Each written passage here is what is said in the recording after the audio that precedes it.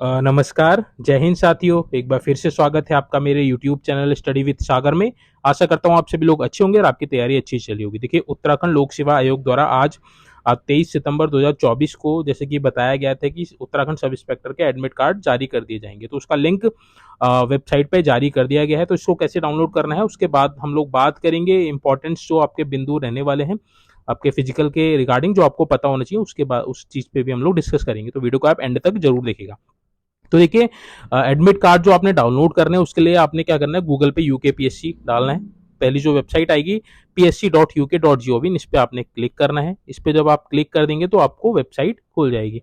Website जब खुल जाएगी तो सबसे पहले आपको देखिए यहाँ पे लिंक दिख जाएगा 23/8/2024 sub inspector fire station second officer and platoon commander. इसके जो एडमिट कार्ड है उसका लिंक आपको दे रखा है। यहाँ पे जब आप क्लिक करेंगे तो उसके बाद आपने यहाँ पे डाउनलोड लिंक पे क्लिक करना है। इस पे जब आप क्लिक करेंगे तो आपके सामने ये वेबसाइट खुल के आ जाएगी। इसमें आपने पहले वाला जो है आपका ये लिंक है, admit card of sub inspector, तो इस पर आपने क्लिक करना है। इस पर जब आप क्लिक करेंगे तो आपको इसका देखिए ये वाली वेबसाइट खुल जाएगी जिसपे आपके एडमिट कार्ड हैं। तो इसमें आपने तीन तरह से आप अपने एडमिट कार्ड डाउनलोड कर सकते हैं। ईमेल आईडी और पासवर्ड के माध्यम से, यानी कि ईमेल आईडी और फोन नंबर और पासवर्ड के माध्यम से आप कर सकते हैं। यहाँ पे आपने कैप्चा डालना है, आप लॉगिन करेंगे तो आपका एडमिट कार्ड डाउनलोड हो जाएगा। दूसरा जो ऑप्शन है आपका, एप्लीकेशन नंबर। एप्लीकेशन नंबर आपने जो फॉर्म भरा होगा, आप उसके बाद जो आपको रिसिप्ट मिली होगी, फॉर्म का जो आपकी कॉपी मिली होगी, उसमें आपका एप्लीकेशन नंबर लिखा रहेगा। उसमें आप फिर अपने डेट ऑफ बर्थ डालनी है। उसके बाद आपने यहाँ पे ये नीचे जो कैप्चा दिया है वो डालना है, सबमिट करना है, तो आपका एडमिट कार्ड जो है डाउनलोड होगा। सबसे जो आसान है वह है आपका log in with date of birth. इसमें आपको और कुछ चीज की जरूरत नहीं है। यहाँ पे अपना नाम डालना है, यहाँ पे अपने फादर नेम डालना है डॉक्यूमेंट्स के अकॉर्डिंग, और जो आपने अपना जो एडमिट का जो अपना फॉर्म भरा था उसमें जो आपने नाम, अपना फादर नेम और डेट ऑफ बर्थ डाली उसी से आपका लॉग इन होगा। आपने यहाँ पे नाम डालना है, अपने फादर नेम डालना है, अपनी डेट ऑफ बर्थ डालनी है, यहाँ पे आपने कैप्चा डालना है, लॉग इन कर देंगे तो आपको एडमिट कार्ड आपका डाउनलोड हो जाएगा। इसका लिंक मैं देखिए डिस्क्रिप्शन में दे दूंगा, तो आपको इजी हो जाएगा। डायरेक्ट आप लिंक पे क्लिक करके इस वाले लास्ट वाले फॉर्म पे आप आ जाएंगे। यहाँ पे आप अपनी डिटेल डाल के अपना एडमिट कार्ड डाउनलोड कर लेंगे। तो देखिए 2 सितंबर से उत्तराखंड सब इंस्पेक्टर के आपके क्या है, जो फिजिकल है, फिजिकल आपका स्टार्ट हो जाएगा। अब इंपॉर्टेंट जो पॉइंट्स हैं उसको हम लोग देख लेते हैं। इंपॉर्टेंट पॉइंट्स आप हमने यहाँ पे देखने पड़ेंगे। तो देखिए जो सबसे ऊपर आप देख रहे हैं डेट, तो ये जिस अभ्यर्थी का है उसका 13 तारीख को यहाँ पे आपका वो है, 13 तारीख को इनका फिजिकल होना है। 6 बजे रिपोर्टिंग टाइम है। Physical measurement and physical efficiency test, तो आपका पहले फिजिकल मेजरमेंट होगा, उसके बाद आपका फिजिकल इफिशियंसी टेस्ट यानी कि पीईटी होगा। सेंटर इनका पड़ा है 46 बटालियन पीएसी नैनीताल रुद्रपुर उधम सिंह नगर, जिसका कोड है 101। तो इंपॉर्टेंट इंस्ट्रक्शन जो है उनको हम लोग यहाँ पे एक बार देख लेते हैं। देखिए पहला पॉइंट ये है कि अभ्यर्थी परीक्षण केंद्र में प्रवेश पत्र को अवश्य साथ लाएं। बिना प्रवेश पत्र के परीक्षण परीक्षण केंद्र में प्रवेश नहीं दिया जाएगा। तो आपने एडमिट कार्ड जो है उसका आपने प्रिंट आउट लेके जाना है। तो कोशिश कीजिए कि 2 प्रिंट आउट आप रख लीजिए, इन केस क्योंकि बारिश का मौसम है या कहीं आपसे मिसिंग हो गया तो आपके पास 2 एडमिट कार्ड रहेंगे तो आपको कोई दिक्कत नहीं होगी, क्योंकि एंड टाइम पे जल्दी से साइबर कैफे भी नहीं मिलते। तो 2-3 कॉपी आप निकाल के लेके जाइएगा एडमिट कार्ड की। बिना एडमिट कार्ड के देखिए आपको प्रवेश नहीं दिया जाएगा परीक्षण केंद्र में। नेक्स्ट आपका देखिए, अभ्यर्थी अपनी पहचान पत्र, Aadhaar card, passport, voter ID, DL, तो केवल 4 ही ऑप्शन है आपके पास, आधार कार्ड या फिर पासपोर्ट या फिर वोटर आईडी या फिर डीएल। तो कोशिश कीजिएगा आप आधार कार्ड लेके जाइए और ओरिजिनल फॉर्म में लेके जाना है। ओरिजिनल फॉर्म में लेके जाना और एक स्व प्रमाणित छाया प्रति यानी कि सेल्फ अटेस्टेड फोटो स्टेट आपने लेके जानी है। यानी कि आपका जो आधार कार्ड है आप उसको ओरिजिनल फॉर्म में लेके जाएंगे और उसका एक प्रिंट आउट निकाल लीजिएगा। उस पे अपने साइन आपने करने हैं और ऊपर लिखना है सेल्फ अटेस्टेड। ठीक है, ये चीज आपको क्लियर हो गई होगी। नेक्स्ट थर्ड पॉइंट है, अभ्यर्थी को प्रवेश पत्र में अंकित निर्धारित रिपोर्टिंग समय में परीक्षा केंद्र में उपस्थित होना अनिवार्य है। निर्धारित समय के पश्चात किसी भी अभ्यर्थी को परीक्षण केंद्र में प्रवेश नहीं दिया जाएगा। तो 6 बजे आपका रिपोर्टिंग टाइम है, तो कोशिश आप कीजिएगा कि आप 6 बजे पहुंच जाएं अपने रिपोर्टिंग टाइम पे, या फिर जल्दी से जितना जल्दी से जल्दी, यानी कि 6, अगर आपको लेट हो भी रहा तो 7 बजे तक आप एटलीस्ट पहुंच जाएं। और साथ में आपने देखिए क्या करना है, अगर देखिए कोई बच्चा दूर का है, मान लिया पिथौरागढ़ का है और उसका रुद्रपुर पड़ा है, तो आप कोशिश कीजिएगा कि एक दिन पहले आप जो आपका जो सेंटर है उस सिटी में आप पहुंच जाएं और अपना जो सेंटर है उसको देख लें। जिसको पता है उनको तो ठीक है, बट दूर वाले कोशिश ये कीजिएगा एक दिन पहले आ जाएं, क्योंकि मौसम का भी कुछ पता नहीं है, कहीं रास्ते ब्लॉक हैं, कहीं कुछ है। तो ये आपको आपकी सेफ्टी रहेगी कि अगर आप एक दिन पहले पहुंच जाएंगे। साथ में देखिए फायदा ये भी है कि अगर आप दूर से आएंगे और अगर एक दिन का रेस्ट आपको मिल जाएगा तो आपका फिजिकल अच्छा रहेगा। अगर सुबह सुबह पहुंचेंगे, आप थके हैं, रात भर का आपने सफर कर रखा है, तो आपका फिजिकल में उसका इफेक्ट पड़ सकता है। तो इसलिए मैं आपको बता रहा हूँ, जो दूर वाले हैं आप पहले पहुंच जाइए, जो पास वाले हैं वो आप सुबह भी पहुंच सकते हैं, कोई दिक्कत नहीं है। फोर्थ पॉइंट है, अभ्यर्थी किसी भी प्रकार की एनर्जी ड्रिंक अपने साथ नहीं लाएंगे। तो एनर्जी ड्रिंक कोई भी अपने साथ लेके नहीं जानी है। पानी आप लेके जाएगा, ग्लूकोज वगैरह आप लेके जा सकते हैं, बट और कोई एनर्जी ड्रिंक आपने लेके नहीं जानी है। फिफ्थ है आपका, देखिए परीक्षण केंद्र के अंदर अभ्यर्थी के परिजनों का प्रवेश वर्जित है। तो आपका देखिए जो परीक्षण केंद्र होगा उसमें आपके आपके जो फैमिली मेंबर जो आपके साथ आए होंगे उनको नहीं जाने दिएगा, बट आपको टेंशन लेने की जरूरत नहीं है। उनके लिए एक प्रॉपर एरिया बनाया गया होगा, वहां उनके बैठने की पूरी व्यवस्था रहेगी, टेंट वगैरह लगे रहेंगे। तो वहां पे आपके जो भी परिजन आपके साथ आएंगे वो वहां पे बैठ सकते हैं, इसमें कोई दिक्कत नहीं है। बस जो आपका ग्राउंड होगा, ग्राउंड के अंदर हमको आने आने आने नहीं दिया जाएगा, ये आप इंश्योर कर लीजिएगा। नेक्स्ट छठा पॉइंट, शारीरिक अर्हता परीक्षण। शारीरिक दक्षता परीक्षा की तिथि एवं समय के परिवर्तन के संबंध में किसी भी प्रकार का अनुरोध स्वीकार नहीं होगा। तो देखिए यहाँ इन्होंने ये क्लियर किया है कि कोई भी आपको आपका जो जिस दिन आपका फिजिकल है तो उसके समय और तिथि में कोई परिवर्तन नहीं हो सकेगा। ठीक है। सातवां पॉइंट है, देखिए ऐसे अभ्यर्थी जिनके द्वारा ऑनलाइन आवेदन में शारीरिक माप में छूट के लिए दावा किया गया है, उक्त अभ्यर्थी शारीरिक माप में छूट हेतु अनुसूचित जनजाति प्रमाण पत्र अथवा पर्वतीय क्षेत्र के प्रमाण पत्र की मूल प्रति यानी कि ओरिजिनल फॉर्म 20 फरवरी 2024 से पूर्व निर्गत किया गया हो एवं स्वप्रमाणित छायाप्रति के साथ केंद्र पर उपस्थित होना अनिवार्य है। तो देखिए जो आपके हिल एरिया सर्टिफिकेट वाले जितने भी बच्चे हैं, तो आपने अपना हिल एरिया सर्टिफिकेट लेके आप जाइएगा, जो आपका 20 फरवरी 2024 यानी कि जो आपके फॉर्म भरने की जो लास्ट डेट थी उससे पहले का बना हुआ होना चाहिए। उसके बाद वाला को इसमें वो नहीं मिलेगा, छूट नहीं मिलेगी। अगर आपने 20 फरवरी 2024 के बाद आपने बनवाया, उससे पहले वाला आपने बनवाया है तो आपका वो वैलिड होगा। यानी कि पर्वतीय क्षेत्र यानी कि हिल सर्टिफिकेट वाले और जनजाति प्रमाण पत्र यानी कि अनुसूचित जनजाति एसटी के जो अभ्यर्थी हैं, क्योंकि इन दोनों ही कैटेगरी के बच्चों को छूट मिलती है आपकी हाइट और चेस्ट में। ठीक है, तो आप अपना जो एसटी कैटेगरी से, तो आप अपना एसटी का प्रमाण पत्र लेके जाइएगा, और जो हिल एरिया सर्टिफिकेट है वो आपने हिल एरिया सर्टिफिकेट आप लेके जाइएगा। और देखिए प्रमाण 8 पॉइंट है आपका, प्रमाण पत्र प्रस्तुत ना करने की दशा में अभ्यर्थी को शारीरिक माप में कोई छूट नहीं दी जाएगी। तो अगर आप ये सर्टिफिकेट लेके नहीं जाएंगे, एसटी का प्रमाण पत्र या फिर हिल एरिया का प्रमाण पत्र नहीं लेके जाएंगे, तो आपको शारीरिक माप में कोई छूट नहीं दी जाएगी। आपके कहने से कुछ नहीं होगा, बट आपने प्रूफ देना है, वो प्रूफ है आपका प्रमाण पत्र। तो प्रमाण पत्र आपने देना है अगर आपको छूट चाहिए तो। ठीक है, ये चीज आपको क्लियर हो गई। नाइन्थ, देखिए अभ्यर्थी को सलाह दी जाती है कि वे किसी भी असुविधा से बचने के लिए प्रवेश पत्र पर अंकित परीक्षा केंद्र के बारे में समुचित जानकारी प्राप्त कर लें तथा नियत समय पर शारीरिक परीक्षण केंद्र में उपस्थित हो जाएं। क्लियर हो गया होगा। 10वां, अभ्यर्थी को भविष्य में पत्राचार के लिए प्रवेश पत्र सुरक्षित रखना चाहिए। तो आप अपना जो प्रवेश पत्र है देखिए उसको डिजिटल फॉर्म में या फिर फिजिकल फॉर्म में आप उसको जरूर इंश्योर आप सेव करके रखिएगा। आपको कई बार बच्चे क्या होते हैं कि जब आपका फिजिकल का जब लिस्ट जारी होती है तो उनके पास अपना प्रमाण पत्र ही नहीं, अपना प्रवेश पत्र ही नहीं होता है, अपना एप्लीकेशन फॉर्म भी नहीं होता है। तो आपने ये दोनों चीजें संभाल के रखनी है फ्यूचर के लिए।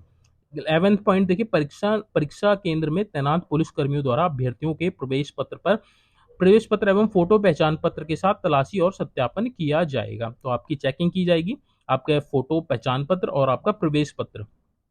12वां, अभ्यर्थी को स्पष्ट करना है कि दौड़ प्रारंभ हो जाने पर वर्षा या अन्य किसी कारण से उसे रोका नहीं जाएगा। जो अभ्यर्थी दौड़ पूरी नहीं करेंगे वे अनर्ह घोषित कर दिए जाएंगे। तो देखिए अगर आपकी दौड़ स्टार्ट हो जाएगी तो उसको बीच में नहीं रोका जाएगा, चाहे बारिश आए चाहे कुछ है। ये होता है, देखिए कई बार आपने देखा होगा कि बारिश में भी फिजिकल हो रहा है, तो एक बार जब दौड़ स्टार्ट हो जाएगी तो अन्य किसी कारण से वह रोका नहीं जाएगा। बारिश आने पे भी उसको कंटिन्यू रखा जाता है अगर दौड़ स्टार्ट हो गई है तो।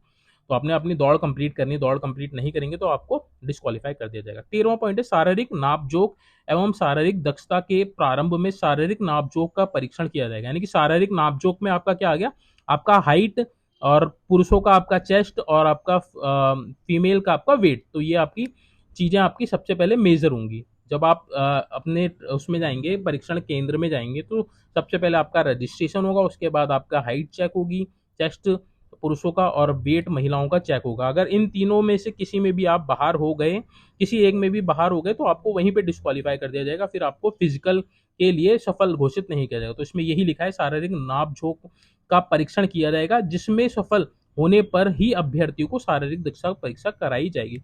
शारीरिक दक्षता परीक्षा मैंने आपको बता ही दिया है, आपको पता भी होगा क्योंकि अब ज़्यादा टाइम रह नहीं गया है। तो आपका सबसे पहले क्या होगा, बॉल थ्रो होगा, मेल का मैं बता रहा हूँ, बॉल थ्रो होगा, उसके बाद आपकी लॉन्ग जंप होगी, उसका आपका चिन अप होगा, उसका दंड बैठक होगी, लास्ट में आपकी रनिंग होगी। ठीक है, ऐसी महिलाओं का होने वाला है। महिलाओं का पहले आपका क्या होगा, बॉल थ्रो होगा, फिर उसके बाद उनकी लंबी कूद होगी, उसके बाद आपका क्या होगा, उसके बाद आपकी शटल रेस होगी, उसके बाद आपकी स्किपिंग रोप होगी और लास्ट में आपका क्या होगा, 200 मीटर की दौड़ होने वाली है। तो ये आपका फिजिकल का पैटर्न रहने वाला है।